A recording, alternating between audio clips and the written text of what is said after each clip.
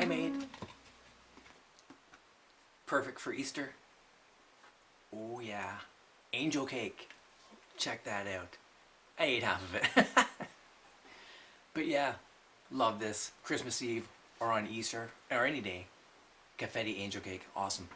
No point showing myself make it because it's just out of a box. You add water, mix it up, bake it, and you're done. Put some icing on it. So yeah, good way to start off Easter.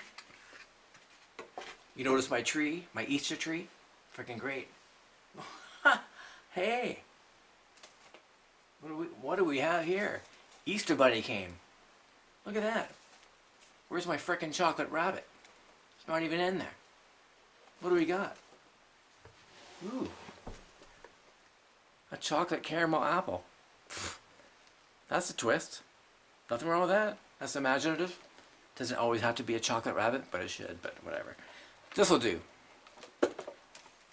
Some garlic crackers. Wow. That's different. Oh, I spoke too soon. What do I see? I do have a chocolate bunny rabbit. It's covered in foil. Awesome. You know what? It doesn't matter how old I get. I always get excited about an Easter basket. And you should too. You're never too old to get an Easter basket. Yeah. And I'm going to enjoy myself a piece of this angel cake.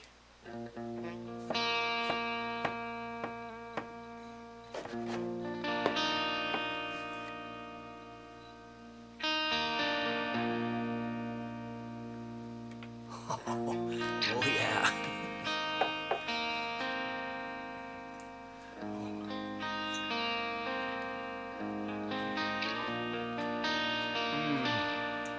Amazing. Welcome to the Easter episode of Road to Rock, Season 8, Episode 2. Well, Mr. Bunny, thanks for the basket. Happy Easter. Say hi. Yeah, Easter again. Always loved Easter. Love the magic of it, the imaginary, delusional thoughts that you get with Easter. Oh, it's not imaginary. Easter Bunny did bring this, right? It's just fun. It's like second to Christmas. It's like the sister of Christmas. And it's great. You know, never mind the religious aspect. I'm talking about Santa, Easter Bunny, all that kind of fun stuff. Gift bringing, those kinds of things. It's just totally fun and exciting to put your basket beside the bed when you're little in the anticipation of waking up and seeing what's going to be in it. How absolutely phenomenal is that? Any parent that doesn't do that for their kid is a frickin' asshole. And I had friends that had that problem. Jehovah's Witness parents or whatever. And they don't do that for their kids. Like, that's pretty sick. Even if you don't believe in the... Like, can you not have an imagination and just have some fun? Everything has to be so stupid and serious. Unbelievable. Yeah, but Easter was always great, but then ever since 2010, and if you've been following this show, it's been kind of a sad horror movie to me. One Easter, 2010, my mom up and left to go to my sister's bed and breakfast in Vermont. It was supposed to be for 2 weeks. She never came back home. I'm there in agony, with thoughts going, what the hell is going on? It's crazy. 2 or 3 months later, I get a call from my mom saying, I'm selling the home and I'm never coming back. I'm like, what the fuck? What a mind fuck that was. And it's been all these years since then, and it still feels like yesterday. It's still mind-boggling to this day. It's unreal. See, I'll tell you what all transpired if you didn't see the previous shows. Yeah,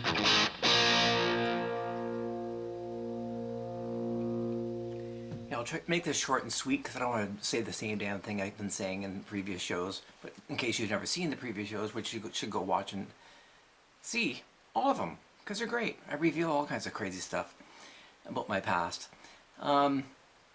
Yeah. Long story short, if you can even make it short, my mom left the family home to me. She wanted me to have it, which is strange when there's 5 siblings, 3 other brothers and 1 sister. I'm put to the task to keep the family home alive and well and in the family. That's a lot of pressure. The others, I guess, got jealous. I'm not too sure. And conjured up a plan to get my mom out of the house. Was my mom in on it too? I'm not too sure. That's what I think would happen. My mind just keeps going in circles trying to figure out what the hell happened. But anyway, she went to Vermont for 2 weeks, supposed to be for 2 weeks. Never came home. She wanted me to have the house. She even went to the lawyers and had it written up. And I'm going, wow, this is crazy. After about 9 months of her bugging me to do that, I said, okay. Because she said, oh, the house is only money to all the others. It's only money to them. And that proved to be very true. I was the only one that loved the house, which is very odd. I asked all the others what they thought. No, everyone sells a house. My oldest brother goes, it's no big deal. I'm not attached to it. Who's not attached to their family home where they grew up? That's just fucked up. I think the only other one in my family that valued the house was my other brother Chris, who's just a year older than me. Other than anyone else, the younger brother, like, everyone sells their house like nothing. Like, that's your fucking family home. You don't care. That should be in the family right now. But it's not. Anyways, see, I'm already going too long. She never came back home. Still shocking. See, we started to slowly realize that she was addicted to Demerol. She was eating sugar, drinking mountains of tea, dehydrating herself, because when people don't get drugs or whatever, they eat sugar, apparently. And that probably explains why she was eating mountains of sugar, just destroying her. It's amazing she didn't have diabetes. Unreal. So I'd hide the tea, hide the sugar, and I would prevent her from conning the neighbors to taking her to the hospital to get more Demerol. Because it was quite obvious at this point that she was manipulating everyone. And it's really shocking because she was so proper, conservative, I guess. She liked Shakespeare, etiquette, all these kinds of things. So she would never let us drink or smoke drugs or anything like that. You'd never think in a million years that she was addicted to any kind of a drug. Never. Even hearing myself say this now seems unbelievable. I sound kind of stuttery because I'm still quite in shock over everything that happened. And it's been fucking over 10 years. Fuck. You just can't move on. They're very traumatizing. Like your mom tells you, I'm going to leave the house with you. Don't worry, it's yours. It's just money to the others. I said to her, oh, no, you're not. You're just going through a phase. But she was very serious. And she also never wanted to go into an old age home. I think to the fact that I stopped her from using the neighbors to take her to the hospital to get drugs, to drink mountains of tea, sugar, she had resentment. So she up and left. I don't blame necessarily completely my brothers and sister. I think my mom was also to blame. She did that out of spite. And she probably thought she could go to my sister's house and manipulate her to get some Demerol or whatever. Because what a miracle. The pain went away when she went there, when she couldn't get away with her crap. So yeah, there was no pain. And I find it even hard now to say that, there was no pain. Because it probably could have been. But I think sometimes there wasn't. And you got to be careful in not believing someone or believing. But it was pretty evident at times she was doing some manipulation. So anyways, why Easter? Because she went away. She was supposed to be an Easter weekend getaway. 3 months later, I get a call on selling the house, never coming home. And then it was like forever not hearing anything. I tried to get a hold of my mom, calling my sisters. My sister would block the calls. Even my mom's friend Betty would call. They were screening that too, blocking the calls. What the hell's going on? Something was very fishy. My sister got a $50,000 grant having my mom at her house. It's funny, my sister says, do you know how stressful it is having a Canadian living in the house? Because she lives in Vermont, a bed and breakfast. Not anymore, I think they sold it. You refer to your mom as just a Canadian? What the fuck is that? That's really fucking crazy. Cold and heartless, really. Should have said, it should have been stressful having mom here because she's Canadian. But no. Anyways, No one ever told me that my mom was only 30 minutes away from me in Stratford, Ontario, in an old age home, the last place she wanted to go. My oldest brother, who's a social worker, couldn't wait to shove her into an old age home. My mom didn't want to be there. She was sleeping on a mattress that was hard as a rock. I brought a mattress topper that would make it much more soft. And the first thing out of her mouth, she goes, "I don't want to stay here." Because that's what the mattress topper meant. You're staying longer. And it was like, she thought she was there to get better, which is so fucked up. She had no idea she was supposed to stay there forever. That's probably what killed her and caused her heart to get all screwed up and everything else. And my sister taking her off her heart meds fucked her heart up too. Yeah, so these are the memories I have with Easter. So my mom died 2010. That happened it happened in 2010. She died in 2013. For 9 months she was living in Stratford, 30 minutes away from me. No one told. And when I found out, they all got in a panic. Why the fuck are they all in a panic for? Because they knew they were doing some sneaky shit behind my back. I'm sure there's a lot of shit I don't know, which would fill in the blanks. This is why they don't call or message even to this day, because they're all fucking guilty of something. So anyways, happy Easter, eh? Yeah. But you know, I'm going to have to just try and forget all that, which is impossible, but just focus on the fun part of Easter. Maybe putting on a top hat will help. Maybe write a song. Yeah, I'm looking around, looking at all these pillows around here. Kind of reminds me of something. Maybe I'll write a song. It's kind of giving me a musical vibe or something.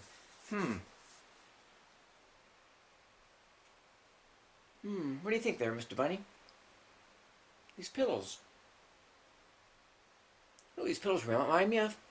I dream of Jeannie.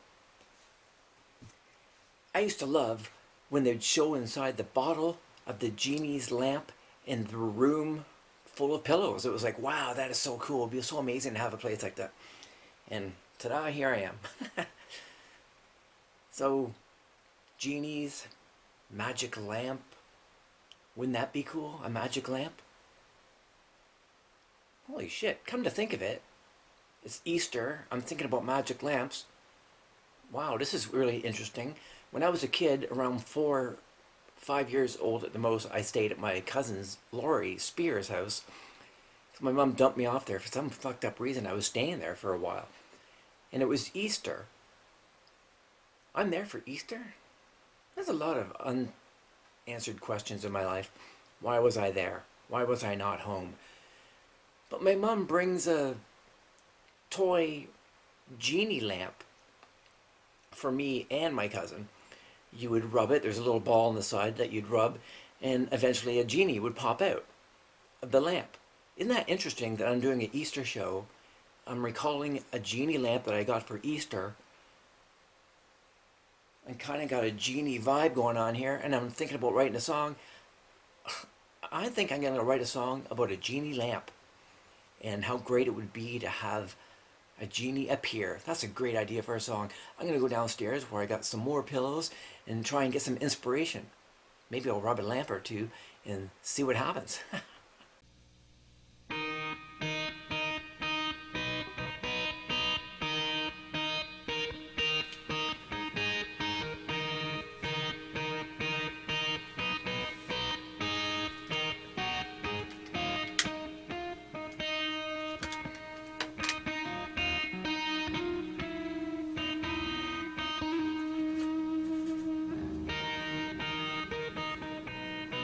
Amazing lamp. It'd be amazing if I could just rub this lamp and the genie would appear. Man, that would be fantastic. Yeah. Maybe it'll work. How do you rub the damn thing? Maybe this one. Ah.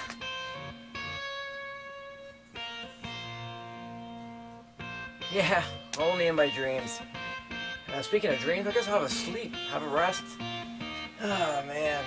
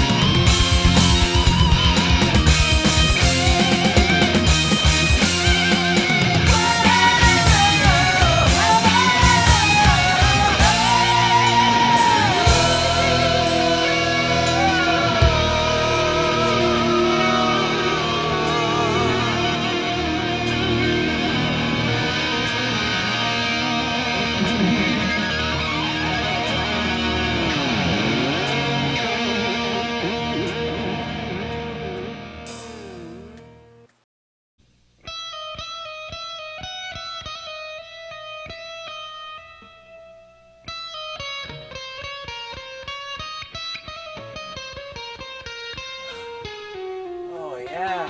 Yeah. Oh. Oh my. Oh. What?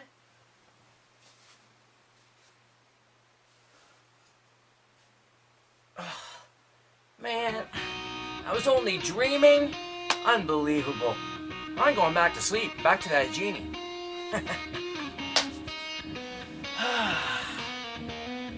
Here, genie, genie, genie. Got my magic lamps.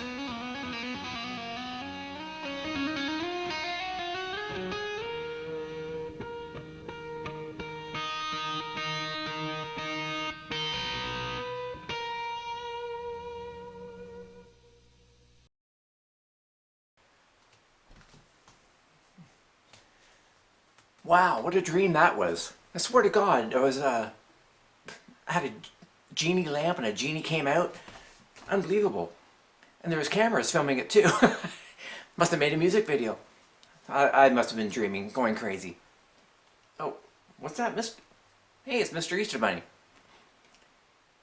Oh, you filmed it. He says he filmed the genie coming out of the lamp. Yeah, right, you're just pulling my leg. Yeah, unreal. As if that really happened. I know I was dreaming. Oh.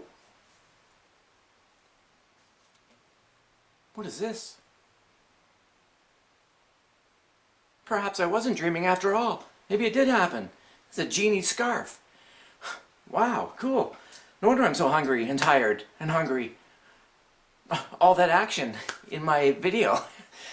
You know, the perfect thing I could make right now is ham and cheese tea biscuits. It'd be great. Fast and quick. It's kind of Eastery with the ham in it, right? Just make it. Ham and cheese tea biscuits with buttermilk. Okay, got my bowl. Now, I'm not going to make this too long and boring like I usually do. Try and make it fast. Here's what you do. 2 cups of flour. Pour it in the bowl. Then you're going to add some pepper, right? Just do it to taste, whatever you want. I like lots of pepper. You're going to add some salt. You don't need to measure. You know what the hell you want. And then I'm going to put some seasoning in here. It's some Mrs. Dash stuff. Put that, oops, shit, oops, a daisy. Little much there. I'm going to put some baking soda, 2 tablespoons of baking soda. And, nope, sorry, 1 teaspoon of baking soda. And 2 tablespoons of baking powder. We're going to put that in a bowl, mix it up, and then we'll be ready for the wet ingredients. Oh yeah, that's all mixed up really good. Now we're going to add our wet ingredients, first starting off with chopped up ham and cheese. Now you're going to stir that all in so all the ham and cheese is covered with the flour. Oh crap, I totally fucked this up. You're supposed to cut in 7 tablespoons of butter, believe it or not, with a pastry cutter. But I added the ham and cheese, and now I can't do that. So now I'm going to have to do something different. I'm going to grate this really cold cheese first, then add it to the flour mixture. It'd be kind of like the same thing. Fuck. Alright, so I grated the butter, and it felt like I was just grating cheese. So if it's really cold, it's cool.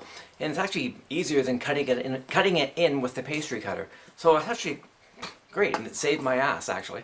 Because I don't know how the hell I would have cut it in with the ham and cheese in here otherwise. So luckily I watched some YouTube videos of some ladies doing that.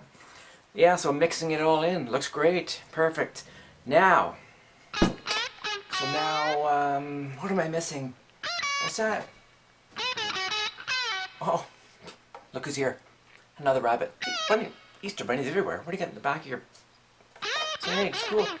Well, oh, thanks for reminding me. She says to put an egg in it. Usually they don't call for an egg in a tea biscuit, but she says to do it, so we'll try it out. And what else? Oh, some chopped green onion, because she likes her veg. Okay, thanks, Mrs. Rabbit.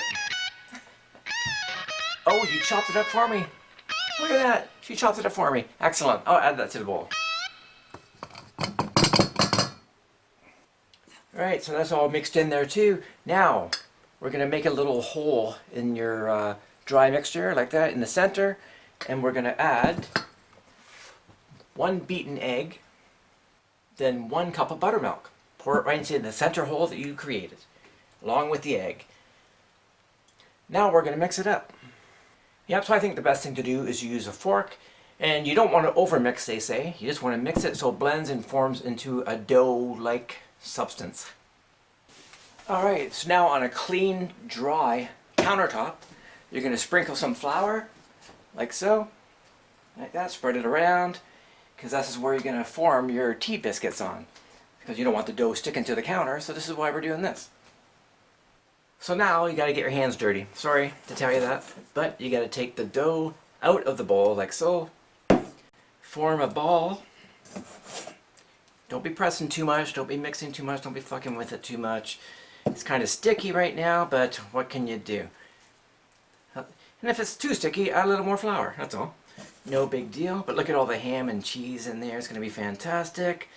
So we're going to put this on the counter and form a rectangular shape about an inch high. Actually, I'll start pressing it with my hands right now, before it's on the counter. Less chances of it sticking to the counter, but it's sticking to me. So here we go. Put it on the counter, start pressing. I was sticking a little too much to my hand, so I added a little flour to the top of this rectangle, because as my hands were getting stuck to it. Don't want my hands baked in there too. Yep, so there's my rectangular shape, somewhat. Close enough. It's not really an inch high, it's like a ½ inch or something like that. So this folding part is pretty important. You don't want to overfold it or you screw up your tea biscuit. You want to just bring it in like that, halfway, press. Okay? Don't press too much because you want the air pockets in it. Now I'm going to fold this other half over like so. See that? Press it down. Now you're going to fold it into a half this way. See that? Well, I hope you're seeing it if you're watching the video. Now we're going to press that down. Make a rectangular shape. And then after we get our rectangular shape, some people would reach for a cookie cutter of some sort, like a round cylinder shape, which is the classic tea biscuit shape. But you know what? I don't want to do that because I don't want to have to deal with the leftover dough when you're done. So what I'm going to do is more ingenious. You'll see right now. I'm going to use this butcher type knife or any kind of knife and just make nice rectangular squares. You don't want to run the knife through it. You'll ruin it. Just press down like that, and like that, like so. Gonna do it widthways like this first. Then do it this way, making little squares, little snack bite pieces. But again, don't pull the knife through it. And there you go. Then you're going to grease a cookie sheet like so, and we're going to transfer these little squares to the cookie sheet. Just use the knife that you used to cut it to lift them out like that. Place them on the sheet. Very easy. Look at that. And look at that. All ready to be baked in a preheated oven of 385, 400 with a clear, shiny pan. This is a dark pan, so you got to reduce the temperature a bit. So yeah, stick them in.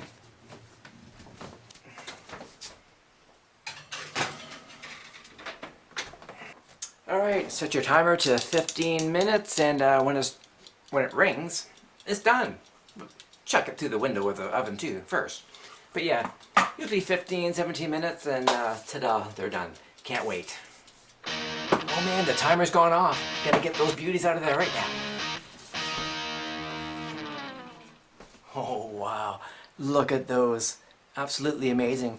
Gonna let these cool and try them in a few minutes. So I baked these for about 17, 18 minutes actually. They weren't quite done at 15, so you just eyeball it. And don't go on the computer like I did one time and burnt them. Now I'll let Mrs. Easter Bunny guard these wonderful tea biscuits.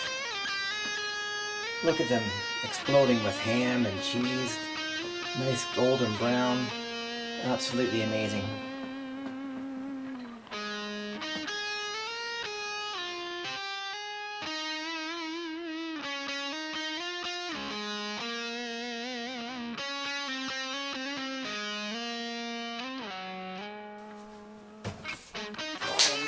Smells amazing in here. Wow, look at this. Great Easter breakfast. Hash browns with egg mixed into it. Cut up peppers and onions. Maple sausages. Wow. Now this is a great thing to have on Easter morning. I know my mom always made tea biscuits with currants in them, whatever. I don't know if she ever made cheese and ham. I think she made cheese. But you know, in memory of my mom, I make these amazing tea biscuits. Let's see if they are amazing as they smell and look. Oh my God, so good. The garlic, the spices, the salt and pepper, the onion, the ham, the cheese. What can go wrong, right? Amazing. Perfect for Easter. Great. You gotta make these. You're gonna love it.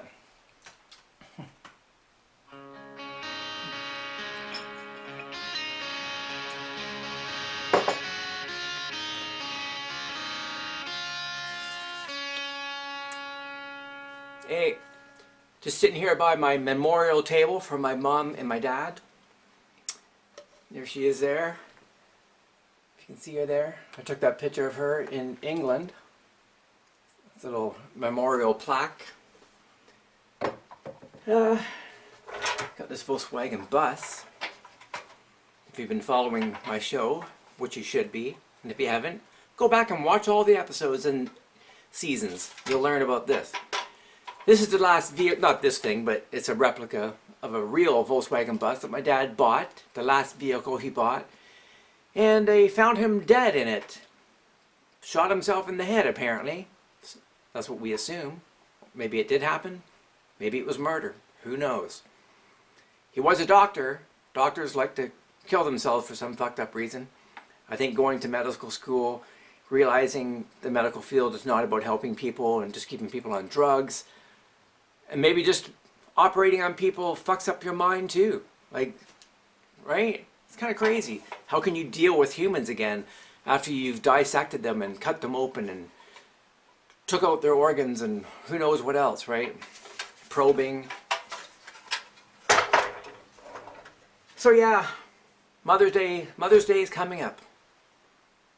It's a sad time, but it makes me mad too. Same with Easter. Like I mentioned before, I got these flowers here. These flowers are pretty much the same flowers that I used to put on top of my mom when she was cremated. You got bulrushes, because my mom used to make us pick bulrushes when we were young, so my sister could go to ballet school. Anyone do that for me to learn guitar or singing? Nope. My sister got everything. We got fuck all. That's just the way it was. What else we got here?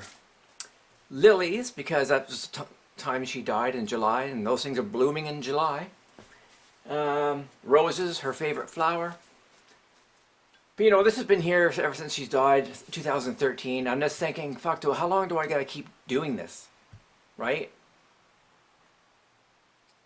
Do I owe this for the rest of my life?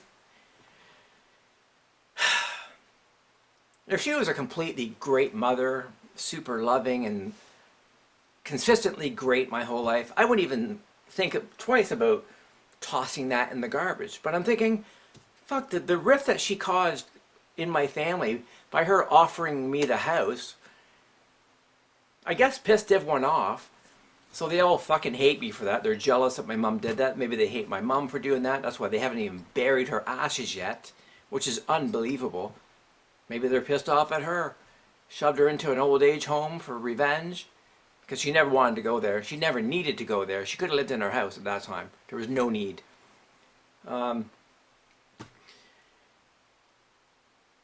Like, I think I've done my part as far as the memorial thing. I planted the few little ashes that I had at the graveyard with her mother and her grandmother. And like, I just don't know if I want to keep looking at these fucking flowers anymore. Like, I need to move on. I think I need to get rid of these. And I feel bad, because what if I'm going to be haunted if I do that? It's like a hard decision. Like right now, I just want to toss them in the fucking garbage because I'm so pissed off at many different things.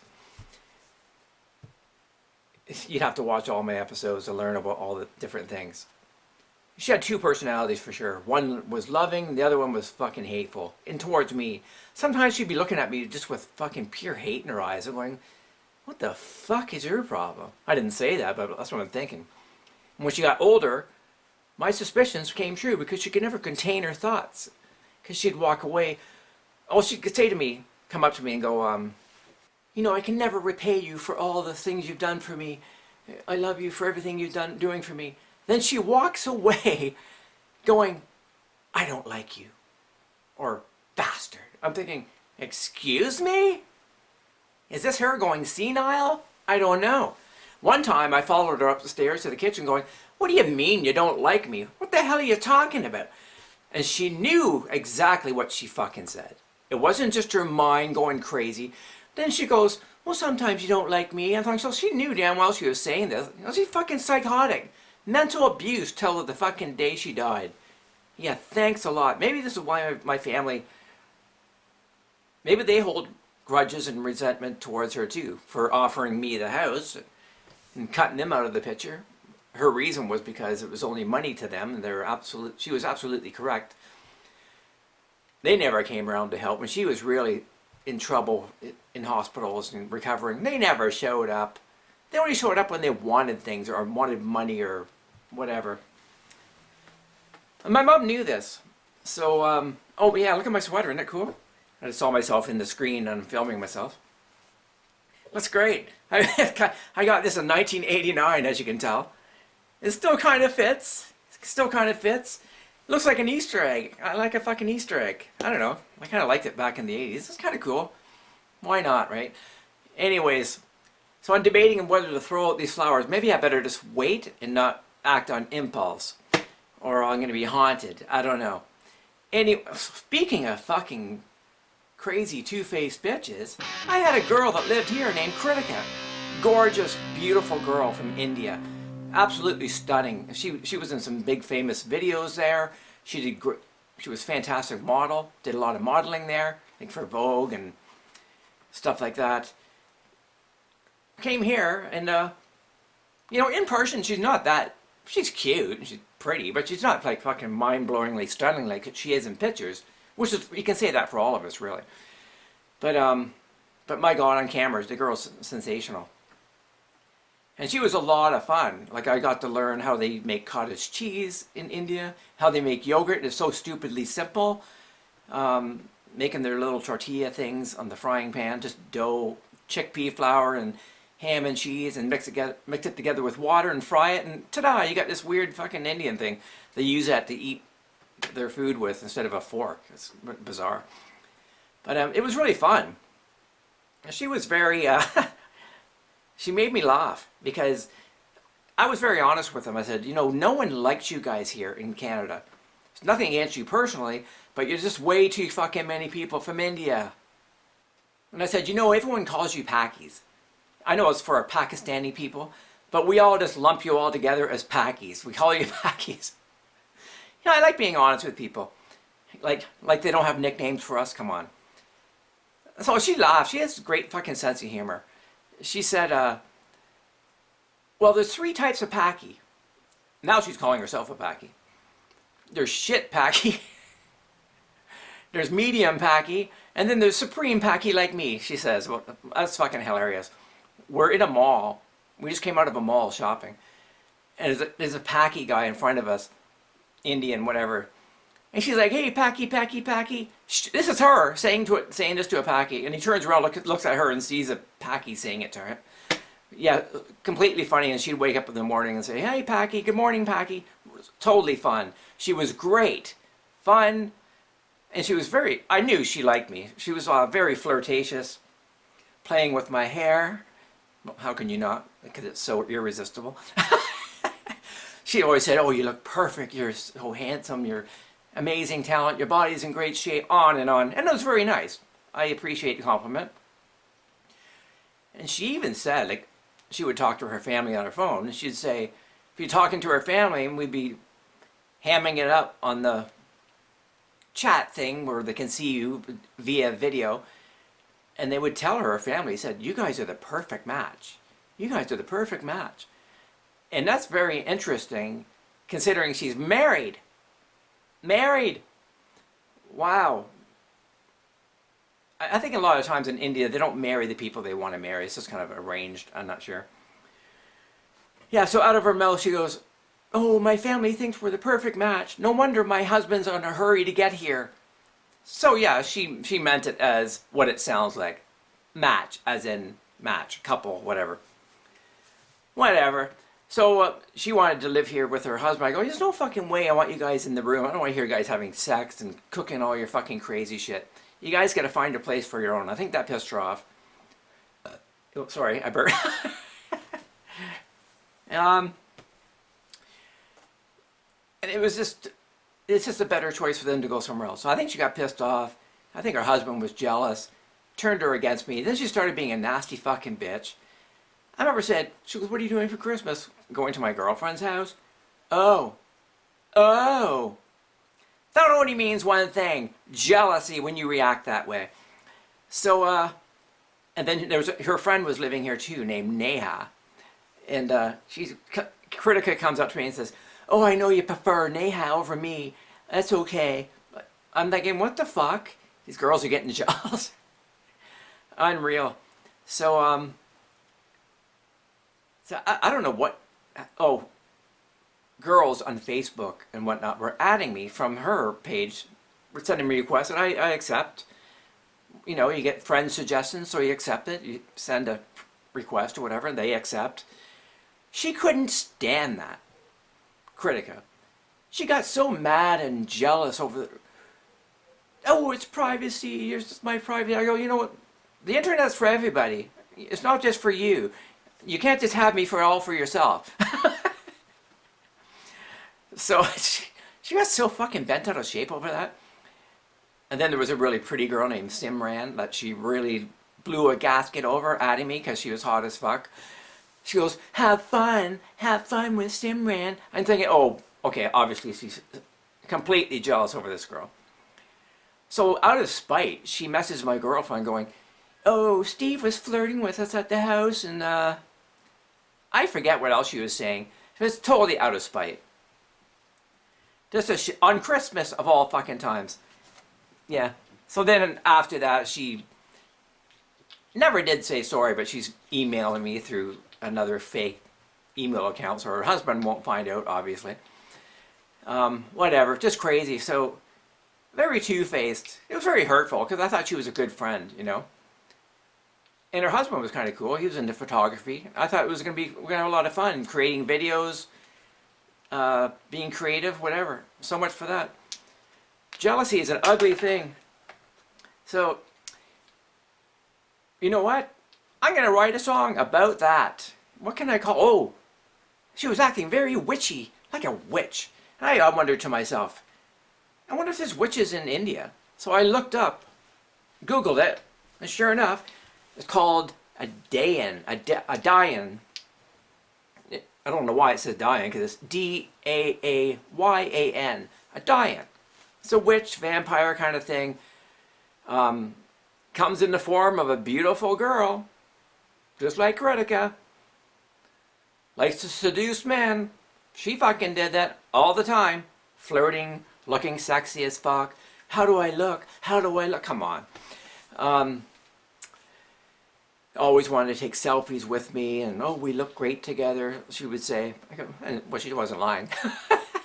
But it took me to a fucking Indian temple. That place freaked me out. I never wanted to go back there again. It seemed very satanic.